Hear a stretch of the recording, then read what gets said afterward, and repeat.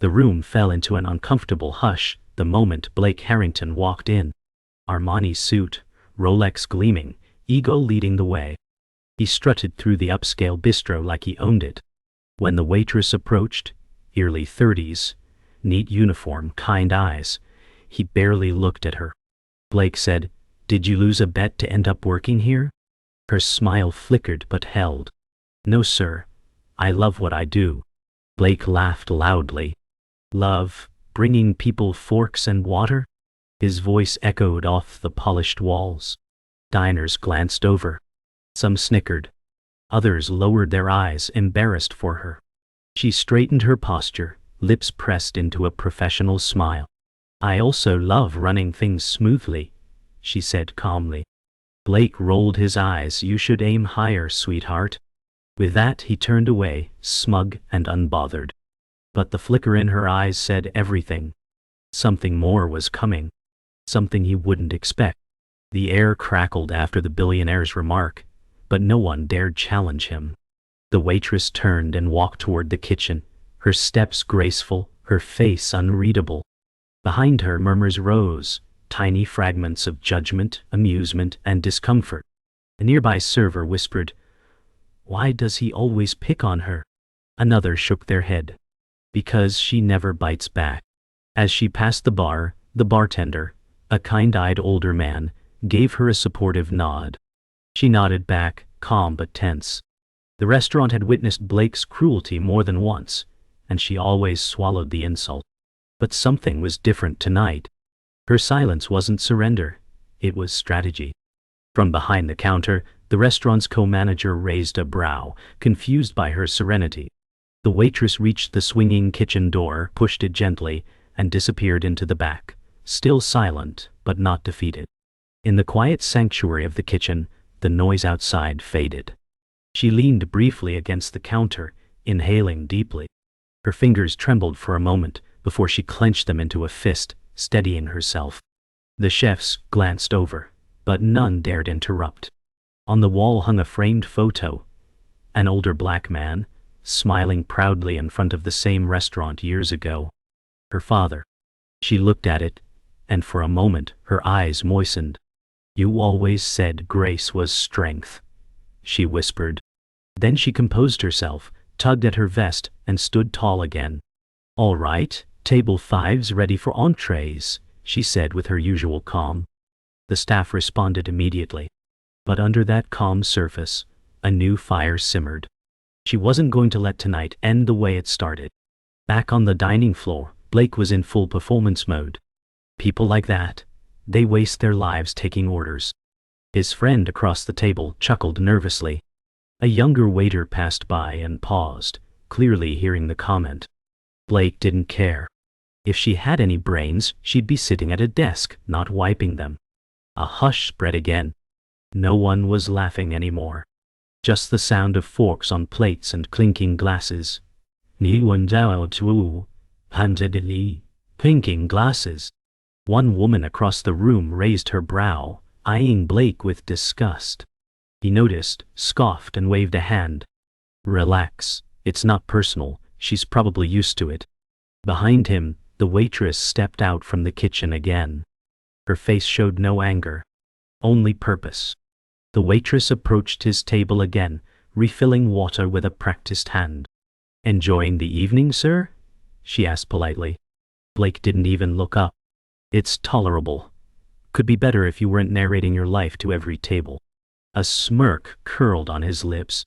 She leaned in just slightly and whispered, "Then it's lucky you're not listening closely." He blinked, confused, but she was already gone. That was the first strike. Subtle.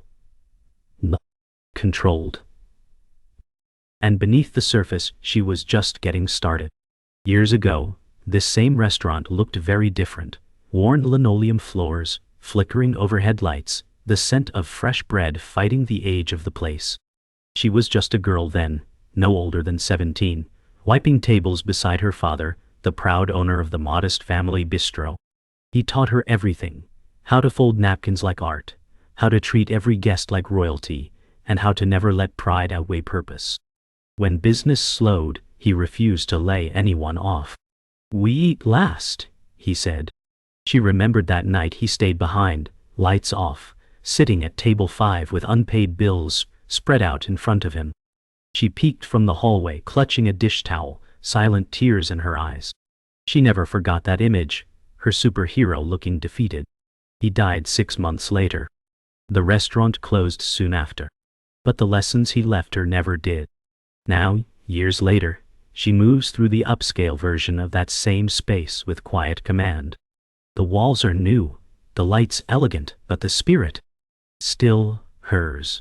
She picks up a fallen napkin without being asked, fixes a crooked chair before the guest notices. Her kindness isn't loud, it's woven into every action. A toddler at table 7 flings a spoon. She catches it midair with a laugh and hands it back with a wink. A busy couple at table 3 barely notice her topping off their water, yet they sip and sigh in relief. She isn't invisible. She's essential. The restaurant flows because she knows how to make it breathe. She doesn't need a title to lead. But what no one knows, not even the staff, is that the name on the papers in the back office is hers. Every plate, every paycheck, every fork polished by her hand or someone she mentored. She's not just serving. She's building. In the privacy of her small office upstairs, surrounded by shelves of order logs and inventory sheets, she keeps only one framed photo on her desk, her father in front of the old restaurant. She often glances at it between shifts. Today, she sat for just a moment, rubbing the bridge of her nose, eyes heavy with memory. "Still trying to do it your way, Dad," she murmured. On the wall hung a vision board, menace renovation plans, notes on supplier ethics, and a small card that read, "Dignity first, always." It wasn't easy. She'd mortgaged everything to buy the space. Didn't tell a soul. Not even the staff. Let people think she was just a waitress because she wanted to learn, deeply, respectfully, from the ground up. The legacy her father left her wasn't wealth. It was a map. And she was still walking it. Back on the floor, her grace didn't go unnoticed by everyone. A middle-aged woman dining alone smiled as the waitress poured her tea. "This place has heart," the woman said softly. "And I think it's coming from you." The waitress paused for a moment, caught off guard. "Thank you," she replied, her voice calm but touched. "That means a lot."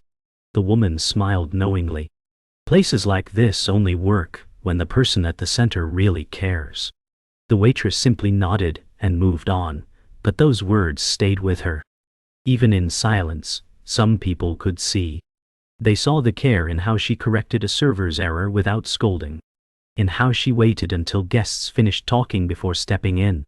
Her leadership wasn't about volume. It was about presence. And some, just a few, could feel it. Later that night, just before closing, one of the younger busboys fumbled a stack of glasses, dropping 2 to the floor. The crash echoed. He froze, panicked. Blake smirked from across the room. But before embarrassment set in, the waitress calmly walked over. "Hey," she said gently, kneeling beside the boy. "You okay?" He nodded, red-faced. She smiled. "It's just glass. You're more important." She helped him clean the shards, careful, precise. Blake turned away, uninterested.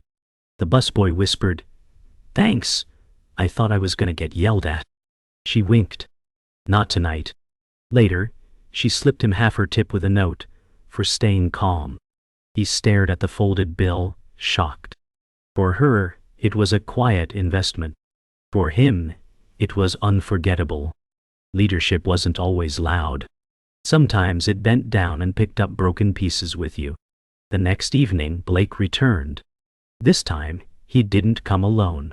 He arrived with 2 colleagues, loud and animated, expecting the best table, as usual. The hostess greeted him, but before she could speak, Blake waved dismissively. "Same table. You know which one." The waitress saw him from across the floor. Her expression didn't change, but something in her pace slowed. As she approached, Blake smirked. "Ah, my favorite server. Still here? Thought you'd moved up by now." She placed menus calmly. "I move where I'm most needed." Blake chuckled. You really are married to mediocrity, huh? His colleagues laughed too loudly. She didn't flinch. Instead, she set a small notepad on the table, made eye contact and said, "Let me know when you're ready. I'll be right here." Then she turned and walked away, leaving the air thick with tension and curiosity. Blake leaned back in his chair, unbothered. Can you believe she talks like that? Like she owns the place? One of his friends laughed nervously. She's got guts. Blake sipped his drink. Or delusions. As the night wore on, his comments grew sharper. Each time she passed their table, he'd toss out jabs just low enough to fly under management's radar. "Hey, sweetheart, this wine room in the back. Think you could handle managing one of those someday?" His grin never faded, but neither did her professionalism. "I'll manage when the timing's right," she replied simply. The way she held herself, unshaken, started to wear on Blake. He didn't like women who didn't flinch, especially when he was trying this hard. Behind her back, one of the younger servers watched in awe. Something was shifting, and it wasn't in Blake's favor. Later in the evening, Blake's tone changed. The jokes were over. He leaned in as she brought out the entrees. "You know," he said, voice low, "I could get you out of here. Real opportunities, offices, not aprons." She paused mid-placement, not looking at him. "Are you offering that to everyone who works hard, or just the women you can't intimidate?" His smile twitched. "I'm trying to help you." She finally looked at him. "You think I need saving?" For a heartbeat, the entire table went silent. Even his friends stopped chewing. She walked away, graceful, with the elegance of someone who no longer needed approval. Blake shifted in his seat, suddenly less sure of his own charm. The air wasn't admiring him anymore. It was watching him, judging. The manager finally noticed. Watching from the bar, he approached after the waitress stepped away. "Everything okay here, sir?" Blake chuckled. "She's feisty. It's fun." The manager didn't laugh. "She's also one of our most respected team members." Blake raised a brow.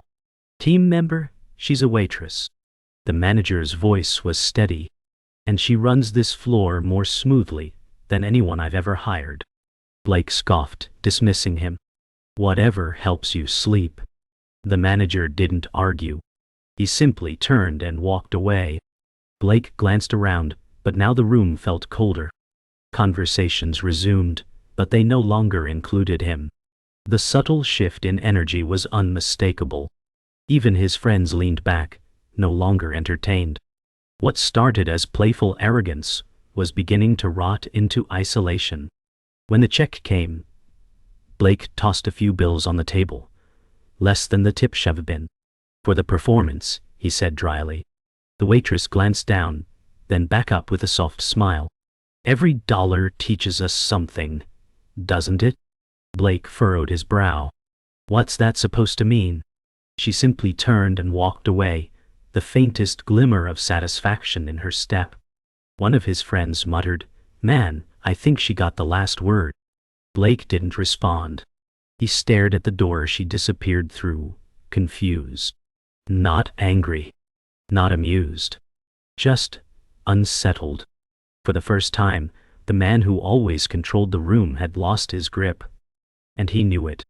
But what he didn't know, what no one knew, was how far beneath the surface her plan had already reached. Upstairs, behind a nondescript door labeled "Storage, Staff Only," was a room no one entered without permission. It wasn't storage. It was her office. After Blake's departure, she quietly slipped inside. The space was minimal but meticulous. Sleek desk, a few leather chairs, polished wood floors. She closed the door and exhaled slowly. On one wall hung a framed copy of the ownership documents. Her name, first, middle, last, etched across the page. No aliases. No silent partner. She owned everything. She sat behind the desk and opened her laptop, clicking into the security feed. A small, quiet smile crossed her lips as she replayed the night's footage. His smirk, her stillness, the tip. Her eyes sharpened. "It's time," she whispered. Then she clicked into a file titled, Client Profiles, Special Guests. The screen filled with names. And Blake Harrington was at the top. The flashback hit her in pieces. The day she returned to the boarded-up bistro 2 years ago, alone, in the rain. The real estate agent had called it a waste. Said restaurants didn't come back after closing. But she saw something else. She saw the promise in the walls, her father's voice in the echoes. She poured everything into it. Her savings, her late mother's ring, even loans no one believed she could pay back. The first contractor quit. The second overcharged. But she kept showing up, sometimes in work boots, other days in tears. When the paint dried and the chairs returned, it didn't look like the old place. It looked better. It looked like hers. And on opening night, she stood in the dining room, lights dimmed, tables polished, and whispered, "We're back." No ribbon cut. No cameras. Just pride, and quiet revenge on a world that underestimated her. The office door creaked open. Her assistant peeked in, young, sharp, and loyal. "You sure you want to go through with this?" the assistant asked. She nodded. "He's had too many free passes. It's time people know who really runs things here." The assistant handed her a folder, neatly tabbed, Harrington, Blake. Inside were notes, his favorite dish, seating preferences, even how often he left poor tips. "Make sure he gets his usual spot tomorrow," she said calmly. "And let him feel in control." The assistant smirked, catching on. "You're going to flip the entire room on him, aren't you?" The waitress smiled without answering. She rose from her chair, brushed down her apron, and slid the folder into a drawer. "Tomorrow's going to be a beautiful shift." Her tone was polite. But her eyes were strategy dressed as grace. Downstairs she met with her evening staff. No drama, no theatrics, just clarity.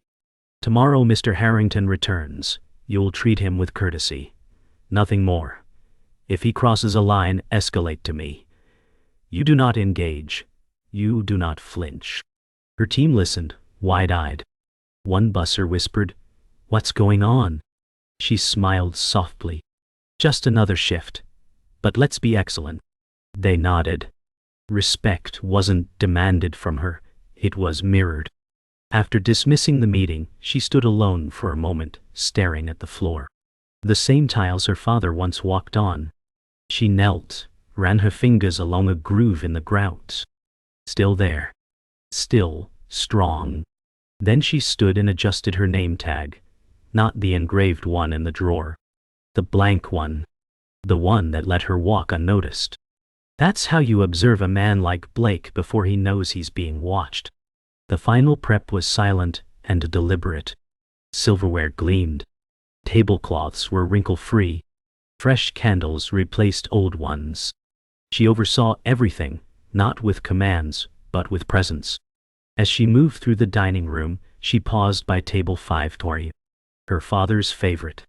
She touched the edge just briefly, grounding herself.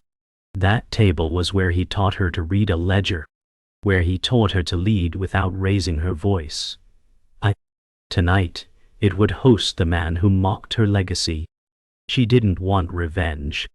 She wanted the truth to sit down beside him quietly and let him stew in it. Tomorrow wasn't a trap. It was a reveal. She glanced once more around the room, satisfied. The house was set. And the man who thought he was dining above her? He was walking straight into the heart of everything she built.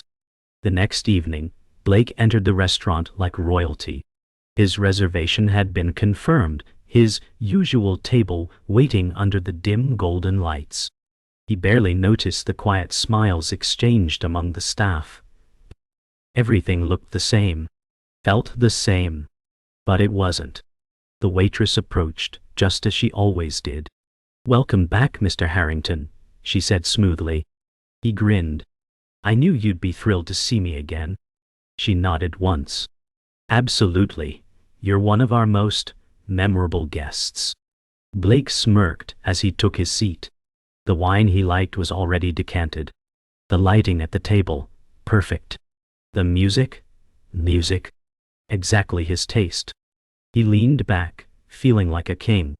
What he didn't see was how every detail had been arranged not to flatter him, but to center him. He wasn't the star. He was the subject. And the room had already been cued to watch. She brought out the appetizer herself, a plate he always ordered, down to the garnish. Impressive, Blake said. You remembered. She replied, we pay attention to the people who leave an impact. He chuckled, raising his glass. See? All it takes is a little charm. Her voice didn't waver. Some impacts leave cracks, others lay foundations. Blake blinked, confused for a beat, but let it slide. He was too busy basking in being served. Around the room, subtle glances passed among the staff. Servers moved with deliberate rhythm, timing their steps to match hers. No one was rushing. No one was flustered. The space felt like a stage, choreographed to reveal something inevitable. And Blake, oblivious, performed as if he was still in control. He didn't realize the whole place was watching the moment he started to unravel. Halfway through the meal, Blake leaned forward. Tell me something. Why are you still here? You've got presence. Ever think about management? The waitress smiled faintly. I think about a lot of things. Blake continued, not hearing her tone. I could pull a few strings, move you up the ladder. I know people. She stepped closer, slowly. Do you know the owner of this restaurant? Blake smirked. No, but I assume he's smart enough to appreciate loyal workers like you. Her smile held steady. He is. Very smart. In fact, she's quite hands-on. The air shifted. Blake's smile faltered just slightly. She? The waitress nodded, gaze locked on his. Yes, she. A long silence hung between them. One heartbeat. Then two.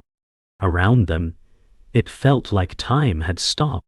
And finally, Blake laughed nervously, unsure if it was a joke. She motioned toward the rear hallway. Would you like a quick tour, Mr. Harrington? Since you care so much about management? Something about her tone, measured, impossible to refuse, compelled him to follow. Down the corridor, past the wine rack and vintage photos, she unlocked the office door. Inside, elegance, order, ownership. She gestured to the wall. Framed papers. Legal, seals. Her name. You're looking for the owner, she said. You've been dining under her roof for months. Blake's mouth opened. No words came. And every time you left a poor tip, she continued, you paid the woman who signs every check in this place, including yours tonight. Blake tried to laugh, but it cracked halfway through. She stepped closer. I've served you with grace, not because I had to, because I chose to.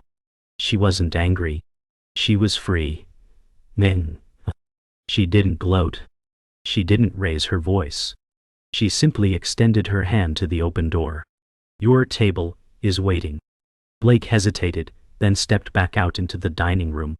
The eyes that once watched him with admiration now watched with something else, clarity. He returned to his seat quietly. The waitress didn't follow. She stood at the entrance to the floor watching. The youngest server came up beside her. You okay? She smiled. Better than okay. Blake sat stiffly as his dessert arrived, untouched. He finally understood what real power looked like. It wasn't loud. It wasn't cruel. It was a woman who let a man mock her, then revealed she built the ground he was standing on. In silence she returned to the kitchen, back to work. And for the first time, Blake Harrington ate humbly. Alone. After dessert sat untouched, Blake finally stood. The staff didn't rush to clear his table. They didn't avoid eye contact either. There was no mockery. Just silence. And a quiet shift in power. As he reached the door, he paused, turning back toward the room as if seeing it for the first time. The warmth. The orchestration. The quiet excellence. And at the center of it all, her. She wasn't there now. She didn't need to be. Her presence was in every polished fork and steady hand. Blake left without a word. No final jab. No signature smirk. The door shut gently behind him, and the staff exhaled. It wasn't just about putting a man in his place. It was about restoring the value of a woman who never asked for credit, but always earned it. In the quiet of her office, she sat alone, the door closed. No more cameras. No more performances. Just stillness.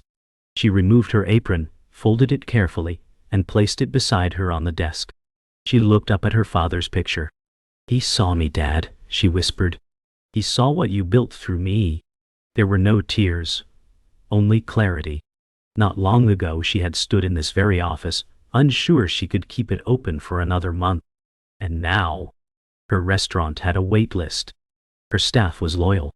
Her story, unfolding. She wasn't here to gloat. She was here to endure. Like he taught her. Her strength had never been loud. It had always been deliberate. And tonight, that strength had spoken in a language louder than words, dignity. The next morning, sunlight streamed through the windows as the restaurant opened for prep. She was already there, tying her apron, laughing with the pastry chef, checking fresh deliveries. It was a new day, but she wore the same humility, the same precision. A young line cook approached shyly. "Ma'am, I didn't know you owned this place." She smiled. "Does it change how I pour coffee or sweep the floor?" He shook his head. "No, ma'am. Just makes me respect it more." She reached into her pocket and handed him a note. "Show up. Stay sharp. Stay kind." He read it like scripture. For her, the reveal wasn't about hierarchy, it was about visibility. She could have bragged. She didn't. She'd let the truth speak once. That was enough. Now, it was time to serve again. And serve well. In a nearby cafe that morning, Blake sat alone, staring into a cup of untouched espresso. His phone buzzed with unread emails, but he ignored them. What had happened wasn't scandalous. It wouldn't make headlines. But it gnawed at him. For the first time, he hadn't just lost control, had been shown what real control looked like. Not brash. Not loud. Just earned. He remembered her final words, her grace, the weight of her silence. And he realized something. The woman he mocked had outclassed him entirely. Not through revenge. Through poise. Through restraint. He stirred his coffee once, twice, and placed the spoon down. Then he did something unfamiliar. He looked around the cafe and noticed the people serving. And for the first time in a long time, he didn't feel above anyone. Back in the restaurant, the shift was in full swing. Plates clinked, orders were called, and laughter trickled through the dining room. The waitress, owner, moved through it all with the same fluid grace as always. But something had changed. The staff saw her differently now. Not with fear, but with reverence. Customers noticed too, how everyone followed her lead, how problems disappeared when she stepped in. And yet she never claimed credit. She simply adjusted a crooked picture frame, refilled a water glass, and nodded at a nervous new hostess.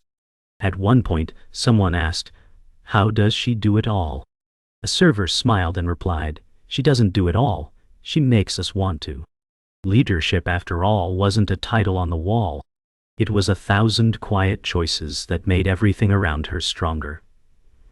Late afternoon sunlight spilled across the restaurant floor, casting soft amber hues against the hardwood. The crowd had thinned. The rush had ended. That's when a young girl, maybe 16, walked in shyly, holding a folded piece of paper. She approached the counter with nervous energy and cleared her throat. "Hi. I was wondering if you were hiring?"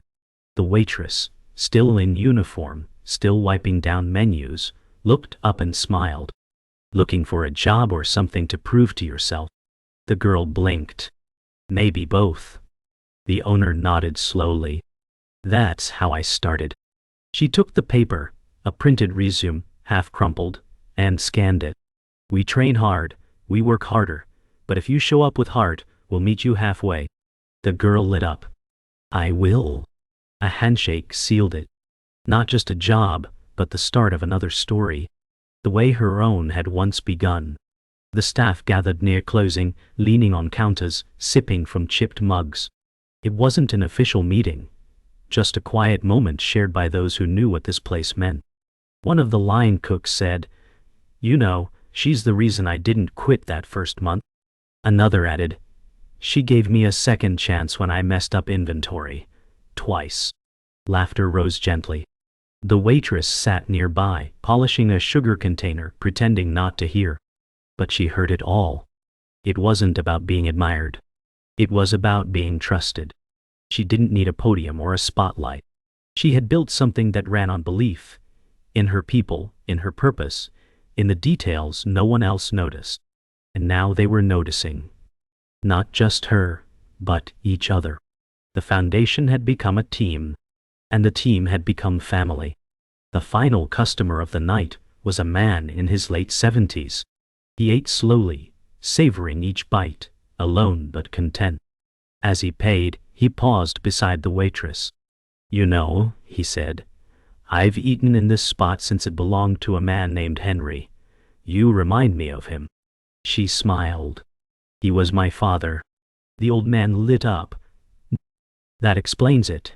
He once stayed open late just so I could bring my wife soup when she was sick." The waitress nodded gently. "He taught me that service isn't about plates, it's about people." The man placed his hand over his heart. "Then you're doing it right." He left quietly, the door chime fading behind him.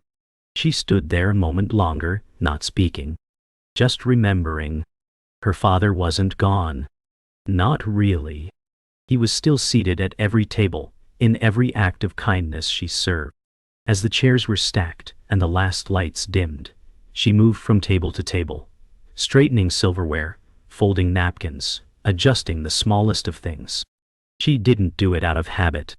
She did it because it mattered. Her shoes clicked softly against the hardwood floor, each step measured, deliberate. She paused at table 5. Her hand brushed the surface with care.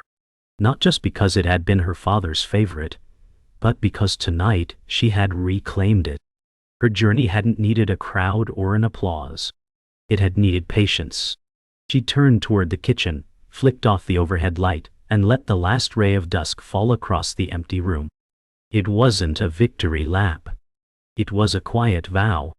This place would stand for something, and she would keep it standing, with grace, always.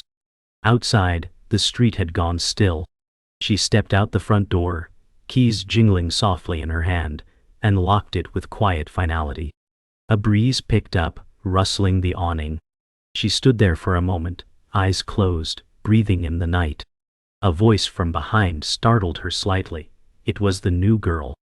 "See you tomorrow?"